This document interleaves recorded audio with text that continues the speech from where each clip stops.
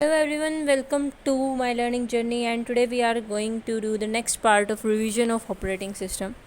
तो पिछले चैप्टर में हम first come first serve scheduling algorithm को डिटेल में पढ़ चुके थे। उसमें हमने देखा था कि प्रोसेस का अराइवल सबसे पहले होता है, उसी को सीपीयू सबसे पहले एलोकेट किया जाता है, सीपीयू सबसे पहले उसी प्रोसेस को एग्जीक्यूट करता है। ये एल्गोरिथम इम्प्लीमेंट करने का तरीका काफ़ी सिंपल था, लेकिन इसकी बहुत बड़ी लिमिटेशन भी थी। सोचो कि रेडी क्यू में एक प्रोसेस है बर्स्ट टाइम जिसका 25 माइक्रोसेकंड है, वो सबसे पहली है। उसके बाद प्रोसेस 2, 3, 4 है जिनका जो प्रोसेस बर्स्ट टाइम है वो 2 माइक्रोसेकंड, 3 माइक्रोसेकंड, 4 माइक्रोसेकंड है। तो फर्स्ट कम फर्स्ट सर्व में पहले वाले प्रोसेस को पूरा एग्जीक्यूट होने दिया जाएगा और तभी बाकी प्रोसेसेस सीपीयू को मिलेंगी। मतलब छोटे प्रोसेसेस जो जल्दी कंप्लीट हो सकते हैं उन्हें भी अननेसेसरीली वेट करना पड़ेगा और इसी वजह से सिस्टम का रिस्पॉन्स टाइम इंक्रीज़ हो जाता है और यूज़र को लगता है कि सिस्टम स्लो है। अगर मल्टीपल यूज़र्स एक ही कंप्यूटर यूज़ कर रहे हैं या एक ही टाइम पर बहुत सारे एप्लीकेशंस चल रहे हैं तो ये प्रॉब्लम और भी नोटिसेबल हो जाती है। इसी लिमिटेशन को सॉल्व करने के लिए आई हमारे पास round robin scheduling algorithm. Round robin एक प्रिमिटिव शेड्यूलिंग एल्गोरिथम है जिसका मेन ऑब्जेक्टिव है रेडी क्यू में मौजूद जो प्रोसेसेस हैं उनको इक्वल अपॉर्चुनिटीज़ मिले सीपीयू एग्जीक्यूट करने की। इस एल्गोरिथम में सीपीयू किसी भी प्रोसेस को कॉन्टीन्यूसली एग्जीक्यूट नहीं करता, बल्कि ऑपरेटिंग सिस्टम हर प्रोसेस को एक fix amount of CPU time देता है। इस फिक्स टाइम को टाइम क्वांटम कह देते हैं। हर प्रोसेस को सिर्फ उतनी देर ही सीपीयू मिलता है जितना टाइम क्वांटम डिफाइन होता है। जब टाइम क्वांटम खत्म हो जाता है तो ऑपरेटिंग सिस्टम चेक करता है क्या प्रोसेस कंप्लीट हो गई है। अगर प्रोसेस कंप्लीट हो गई है तो उसको मेमोरी से रिमूव कर देता है। अगर कंप्लीट नहीं हुई है तो ऑपरेटिंग सिस्टम उस प्रोसेस को सीपीयू से हटाकर रेडी क्यू के एंड में भेज देता है। इसके बाद क्यू का नेक्स्ट प्रोसेस एग्जीक्यूट होना स्टार्ट हो जाता है और ये प्रोसेस तब तक चलता रहता है जब तक रेडी क्यू के सारे प्रोसेसेस कंप्लीट ना हो जाएं। इसी सर्कुलर एग्जीक्यूशन की वजह से एल्गोरिथम का नाम राउंड रॉबिन है। ठीक है, उसके बाद ये प्रिमिटिव क्यों कहा जाता है? इसको इसलिए कहा जाता है क्योंकि यहाँ ना प्रोसेसेस खुद सीपीयू रिलीज़ नहीं करती हैं। ऑपरेटिंग सिस्टम एक टाइम मेंटेन करता है। जैसे ही टाइम क्वांटम कंप्लीट होता है टाइम इंटरप्रेटर जनरेट करता है कि ऑपरेटिंग सिस्टम रनिंग प्रोसेसेस को से सीपीयू टेम्परेरीली वापस ले ले, चाहे प्रोसेस अपना काम कंप्लीट कर चुकी है या फिर बीच में है। ठीक है, इससे फोर्सफुली सीपीयू छीन लेने की प्रोसेस को प्रीएम्पशन कहते हैं। इसलिए राउंड रॉबिन को भी प्रिमिटिव शेड्यूलिंग एल्गोरिथम कहा गया है। उसके बाद बात करती हूँ मैं टाइम क्वांटम की। तो time quantum round robin scheduling का सबसे एक इम्पॉर्टेंट कंसेप्ट है। इसका मतलब है कि fixed amount of CPU time जो ऑपरेटिंग सिस्टम हर प्रोसेस को एग्जीक्यूट करने के लिए एलोकेट करता है। ये वैल्यू ऑपरेटिंग सिस्टम पहले से डिसाइड करता है कि एग्जांपल के लिए मेरा 4 मिलीसेकंड है तो कोई भी प्रोसेस मैक्सिमम 4 मिलीसेकंड तक ही कॉन्टीन्यूसली सीपीयू को यूज़ कर सकती है। जैसे ही टाइमर अगर 0 हो जाता है तो रनिंग प्रोसेस स्टॉप हो जाती है और सीपीयू नेक्स्ट प्रोसेस को जाता है, फिर प्रीवियस प्रोसेस जो है वो रेडी क्यू के एंड में चली जाती है। यही साइकिल कॉन्टीन्यूसली रिपीट होता है और इसको बहुत फेयर माना जाता है। उसका रीज़न क्या है? चाहे प्रोसेस छोटा हो या बड़ा हो, किसी के साथ कोई डिस्क्रिमिनेशन नहीं होता। टाइम क्वांटम सबको दिया जाता है और सबको उसके अकॉर्डिंग चलना पड़ता है। ठीक है, इसी रीज़न की वजह से इसको टाइम शेयरिंग सिस्टम के लिए भी बेस्ट माना जाता है। Key characteristics of round robin are, ये प्रिमिटिव शेड्यूलिंग एल्गोरिथम है। सेकंड, इसमें टाइम क्वांटम यूज़ होता है। थर्ड इज़ हर प्रोसेस को इक्वल सीपीयू टाइम मिलता है। रेडी क्यू सर्कुलर मैनर में एग्जीक्यूट होती है और कंटेक्स्ट स्विचिंग हर बार होती है, मतलब हर बार नहीं, बार बार होती है, कह सकते हैं हर बार होती है। टाइम शेयरिंग सिस्टम के लिए ये बहुत सूटेबल एल्गोरिथम। और अपना नेक्स्ट पार्ट है time quantum, context switching, response time, waiting time and turnaround time. By the way we have covered this topics in our earlier class but now also for the revision I will repeat them. ठीक है, तो time quantum हमने देख लिया कि time slice भी बोल सकते हैं। Fix amount of CPU time होता है जो ऑपरेटिंग सिस्टम को प्रोसेसेस को एग्जीक्यूट करने के लिए लोकेट किया जाता है। ठीक है, कि वो मैक्सिमम कितनी देर तक सीपीयू एक प्रोसेस को एग्जीक्यूट करेगा। ये इंपॉर्टेंट क्यों है ये भी हम देख चुके कि अगर किसी प्रोसेस का साइज़ बहुत बड़ा है या किसी प्रोसेस का साइज़ बहुत छोटा है, मान लो किसी प्रोसेस का पहली प्रोसेस आई जिसका साइज़ बहुत बड़ा है, तो ऐसा नहीं है कि छोटी प्रोसेस जिसकी बारी है बहुत लेट आएगी जिसकी वजह से रिस्पॉन्स टाइम बढ़ जाए। नहीं, वो भी 4 सेकेंड ही चलेगा, वो भी 4 सेकेंड ही चलेगा। ठीक है, तो सबकी बारी आती जाएगी। It is kind of a heart of round robin. Operating system को टाइम क्वांटम डिसाइड करते वक्त 2 चीज़ें के बीच में ना बहुत बैलेंस बना के रखना पड़ता है, दैट इज़ सिस्टम रिस्पॉन्सिव भी रहे और सीपीयू का अननेसेसरी टाइम वेस्ट भी ना हो। इसी वजह से प्रैक्टिकल ऑपरेटिंग सिस्टम में टाइम क्वांटम केयरफुली चूज़ किया जाता है। What happens if the time quantum is very small, suppose कि 1 माइक्रोसेकेंड हो और एक प्रोसेस को कंप्लीट करने के लिए फिर 20 माइक्रोसेकेंड चाहिए, तो क्या होगा, सीपीयू सिर्फ 1 माइक्रोसेकेंड प्रोसेस को एग्जीक्यूट करेगा और फिर उससे इंटरप्ट कर देगा। उसके बाद नेक्स्ट प्रोसेस एग्जीक्यूट होगा, फिर 1 माइक्रोसेकेंड के बाद फिर इंटरप्ट कर देगा, फिर दूसरा प्रोसेस, यही प्रोसेस रिपीट होता रहेगा। इस सिचुएशन में सीपीयू एक्चुअल एग्जीक्यूशन कम करेगा, प्रोसेस स्विचिंग ज़्यादा करेगा। तो हर बार प्रोसेस स्विच करने में ऑपरेटिंग सिस्टम को करंट प्रोसेस की इन्फॉर्मेशन सेव करनी पड़ती है और नेक्स्ट प्रोसेस की इन्फॉर्मेशन लोड करनी पड़ती है। इस प्रोसेस को कंटेक्स्ट स्विचिंग कहते हैं। जितना ज़्यादा कंटेक्स्ट स्विचिंग होगी उतना ही सीपीयू का टाइम ओवरहेड में वेस्ट होगा, जिसका रिजल्ट निकलेगा कि सीपीयू यूटिलाइजेशन कम हो जाएगा, परफॉर्मेंस रिड्यूस हो जाएगी, थ्रूपुट भी डिक्रीज़ हो जाएगा। ठीक है, इसलिए बहुत छोटा भी नहीं लेना होता। अगर बहुत बड़ा लें तो बहुत बड़ा भी नहीं लेना होता, वरना छोटी प्रोसेसेस की तो मतलब अगर कोई रेडी क्यू है उसमें प्रोसेस बस टाइम 10 माइक्रोसेकेंड, 15 माइक्रोसेकेंड, 20 माइक्रोसेकेंड की है, वहीं टाइम क्वांटम दे रखा है 100 माइक्रोसेकेंड, तो हर प्रोसेस को एक टर्न में कंप्लीट हो जाएगा। तो ये बिल्कुल फर्स्ट कम फर्स्ट सर्व जैसा बिहेव करेगा। मतलब अगर टाइम क्वांटम बहुत बड़ा हो जाएगा तो राउंड रॉबिन अपनी फेयरनेस लूज़ कर देता है। ना बहुत छोटा होना चाहिए ना बहुत बड़ा होना चाहिए, उसका ऑब्जेक्टिव होना चाहिए कंटेक्स्ट स्विचिंग मिनिमम और रिस्पॉन्स टाइम अच्छा हो, सीपीयू एफिशिएंटली यूटिलाइज और सभी प्रोसेसेस को फेयर चांस मिले। तो कंटेक्स्ट स्विचिंग बेसिकली में भी आप सबको लास्ट लेक्चर से क्लियर होगी कि मतलब कि इस स्टेट में कई चीज़ें होती हैं, जैसे program counter, CPU register, stack pointer, process state, memory related information. तो जब सीपीयू एक प्रोसेस छोड़कर दूसरे प्रोसेस पर स्विच करता है तो ऑपरेटिंग सिस्टम को पहले से प्रोसेस की करंट स्टेट सेव करनी पड़ती है, जिसमें ये सब चीज़ें होती हैं जो मैंने बताई करंट स्टेट में, और ये सब प्रोसेस कंट्रोल ब्लॉक में सेव की जाती हैं। उसके बाद नेक्स्ट प्रोसेस की इन्फॉर्मेशन पीसीबी में लोड होती है और उसका एग्जीक्यूशन कंटिन्यू होता है। इसी पूरी प्रोसेस को कंटेक्स्ट स्विचिंग कहते हैं। ठीक है, और ध्यान देने वाली बात यह है कि कंटेक्स्ट स्विचिंग के दौरान ना सीपीयू कोई यूज़फुल कंप्यूटेशन नहीं कर सकता, सिर्फ एक प्रोसेस से दूसरे प्रोसेस स्विच करता है। इसी में यही प्योर ओवरहेड माना जाता है। तो रिस्पॉन्स टाइम भी हम वैसे कर चुके हैं। तो प्रोसेस के रेडी क्यू में आने से लेकर पहली बार सीपीयू मिलने तक का जो टाइम होता है उसको हम रिस्पॉन्स टाइम कह देते हैं। Next is the waiting time. तो वेटिंग टाइम का मतलब है कि प्रोसेस रेडी क्यू में कितनी देर तक सीपीयू का वेट कर रहा है। Turnaround time minus burst time we can say. Turnaround time क्या होता है, ये बताता है कि प्रोसेस को अराइवल से लेकर कंप्लीशन तक टोटल कितना टाइम लगा, यानी प्रोसेस सिस्टम में एंटर हुआ और फाइनली कंप्लीट होने तक कितना टाइम लगा, that is turn around time, basically completion time minus arrival time. फिर रिलेशनशिप आती है इन तीनों के बीच में, बर्स्ट टाइम, वेटिंग टाइम और टर्न अराउंड टाइम। देखो बर्स्ट टाइम क्या होता है, turnaround time minus waiting time. वहीं वेटिंग टाइम क्या होता है, turnaround time minus burst time. और वहीं टर्न अराउंड टाइम क्या होता है, waiting time plus burst time. ठीक है, उसके बाद आते हैं हम अपने नेक्स्ट टॉपिक पे, जो कि है convoy effect and the starvation. वैसे हम कॉन्वॉय इफ़ेक्ट और स्टारवेशन पहले पढ़ चुके हैं, फिर भी हम एक बार रिवीजन ले लेंगे इसकी छोटी सी। ठीक है, रियल लाइफ में अगर हाईवे पर एक बहुत स्लो ट्रक चल रहा है तो उसके पीछे सारी कार्स फंस जाएं, तो चाहे कार्स कितनी भी फास्ट क्यों ना हो वो ट्रक की स्पीड से ही चलेंगी।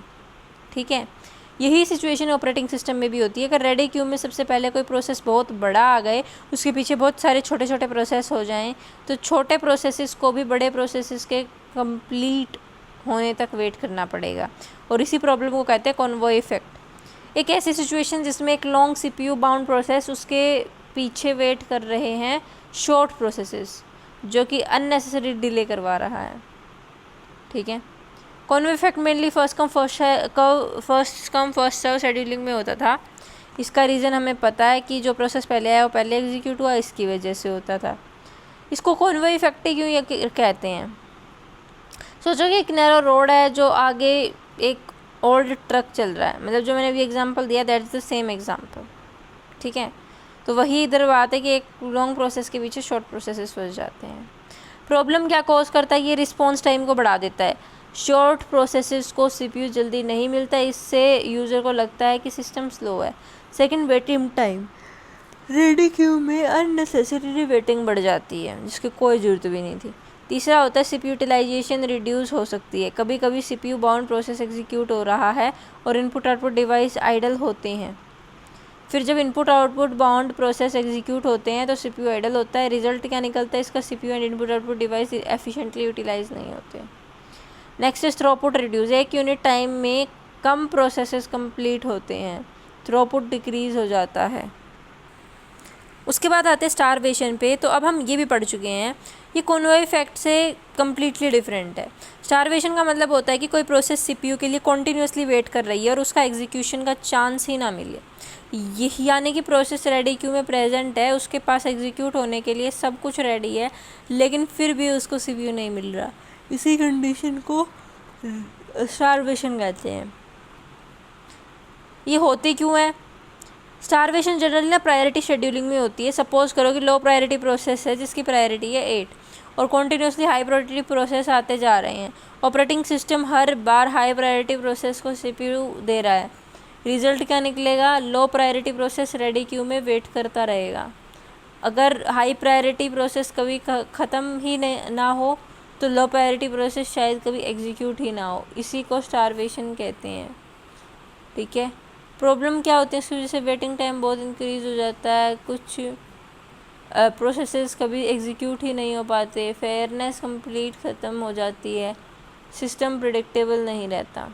इसको प्रिवेंट कैसे करते हैं? By use of aging technique. Aging का मतलब है कि जो प्रोसेस बहुत देर से वेट कर रही है उसकी प्रायोरिटी को धीरे धीरे इंक्रीज़ कर देना, और फिर जिससे कि वो अपना रोल में आ सके।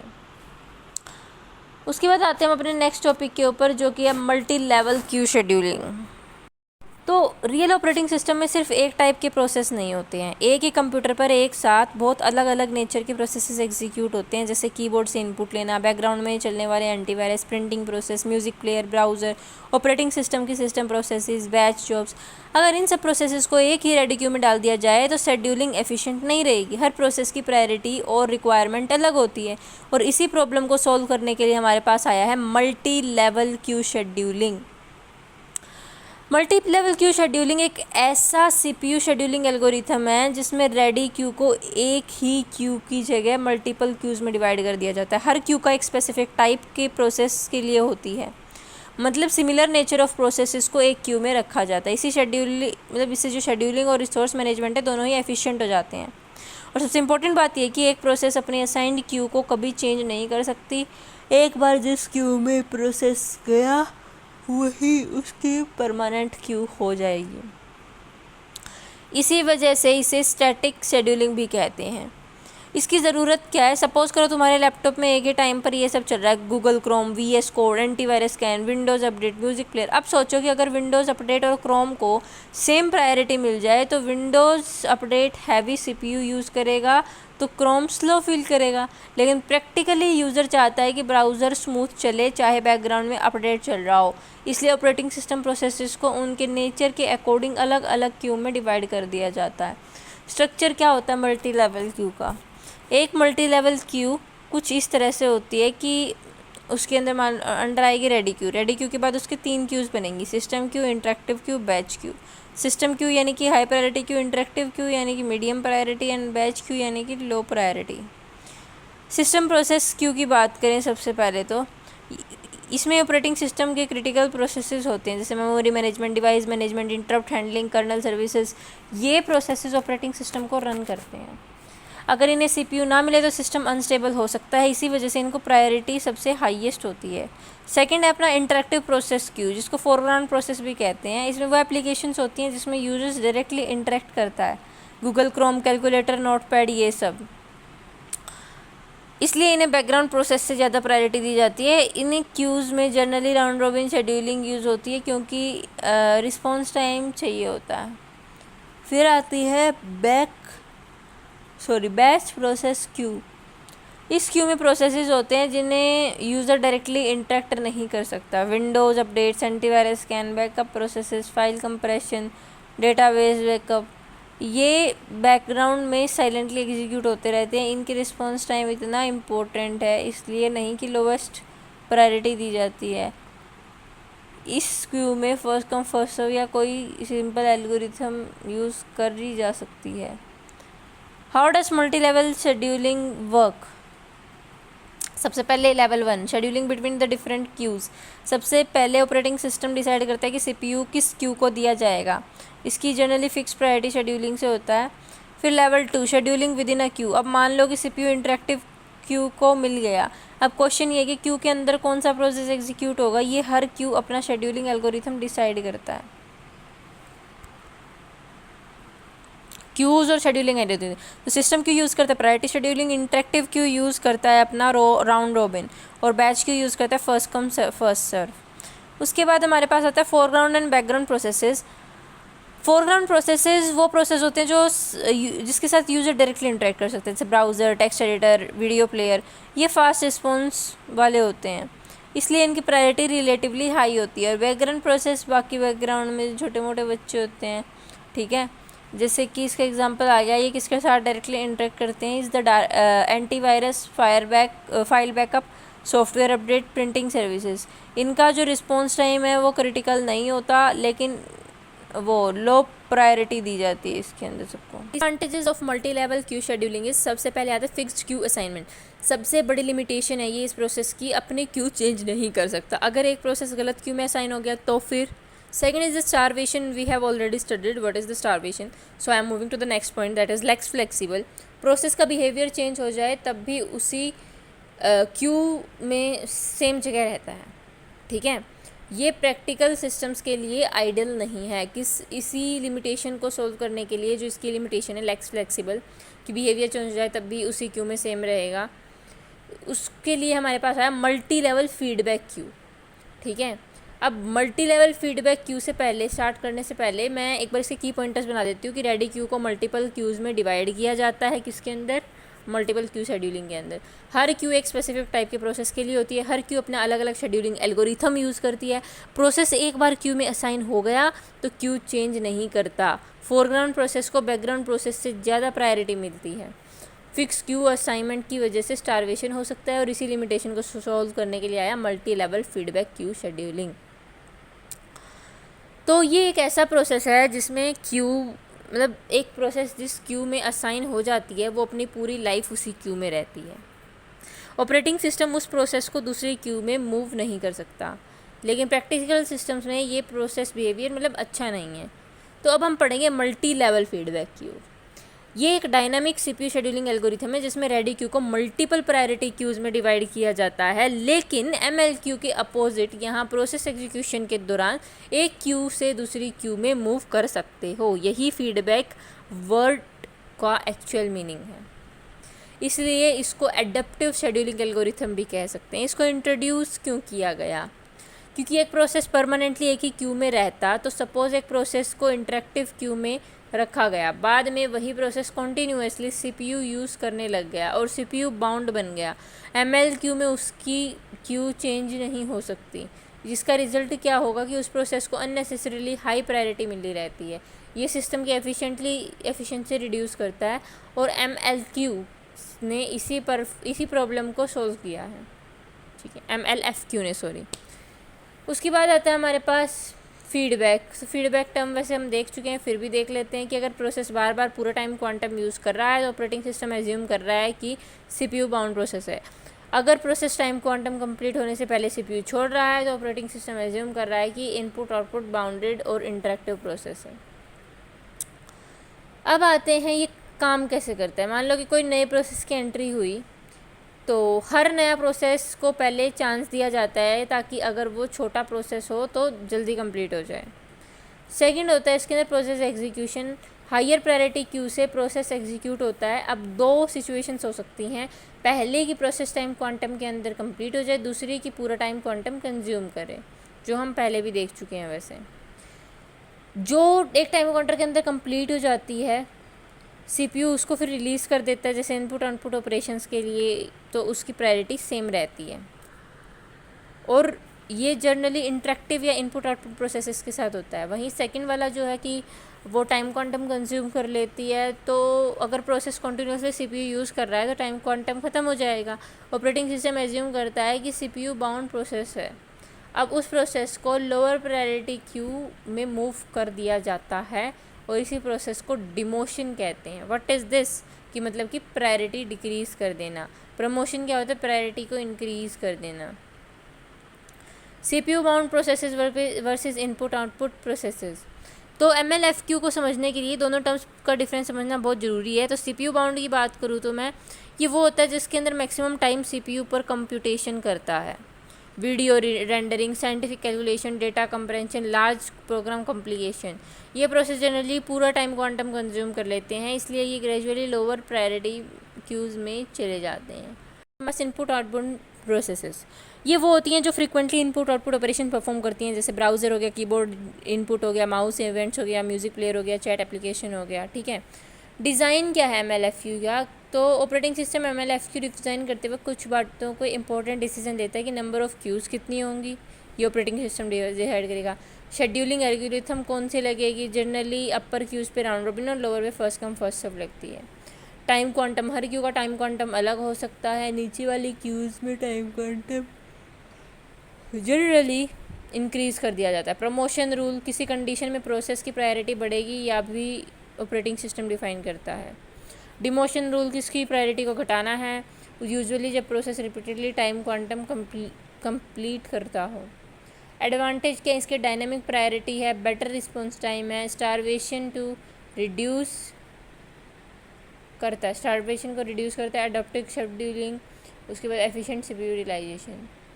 डिसएडवांटेजेस क्या है इसके, कम्प्लेक्स एल्गोरिथम, डिफ़िकल्ट कॉन्फ़िगरेशन, यानी कि क्वेश्चंस कितने होंगे, टाइम कितना लगेगा, प्रमोशन कब होगा, दैट इज़ डिफ़िकल्ट कॉन्फ़िगरेशन।